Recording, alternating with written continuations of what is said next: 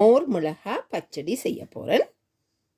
பாருங்கோ, இதில் இப்போ 4 டேபிள் ஸ்பூன் நல்ல கெட்டியான தயிர் எடுத்துக்கொள்ளுவோம். விஸ்க் வச்சு அதை முதல் நாங்கள் நல்ல பேஸ்ட்டாக, அதை நல்ல ஸ்மூத்தான சில்கியான ஒரு பேஸ்ட்டாக இதை வடிவாக அடித்து எடுத்துக்கொள்ளுவோம். சின்னதாக நறுக்கின வெங்காயம் சேர்த்துக்கொள்ளுறேன். குக்கும்பர் சின்னதாக நறுக்கினது சேர்த்துக்கொள்ளுறேன். அதோட ஒரு 2 செரி டொமாட்டோ, கணக்கு நான் டொமாட்டோ போடையில் 2 செரி டொமாட்டோ தான் எடுத்து போட்டேன் நான்.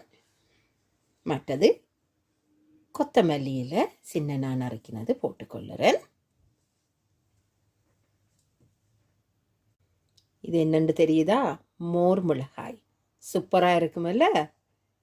இப்போ இதில் ஒரு 5 மோர் மிளகாய் பொரித்தது எடுத்து நல்லா சின்னதாக இப்படியே கையாலேயே இதண்டு அதையும் இதோட சேர்த்துக்கொள்ளுறேன்.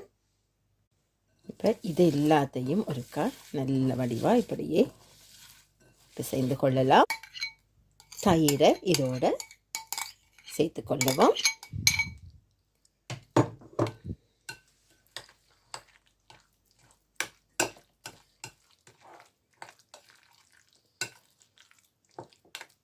நல்ல சூப்பரான அட்டகாசமான சுவையில் ஒரு ஹெல்த்தியான மோர் மிளகாய் பச்சடி ரெடி ஆகிட்டுது. இது நீங்கள் எந்த வெரைட்டி ரைஸோட கூட சாப்பிட்டு கொள்ளலாம். ஈவன் நீங்கள் பிரியாணிக்கு கூட இதை எடுத்துக்கொள்ளலாம். அவ்வளவு டேஸ்ட்டாக இருக்கும்.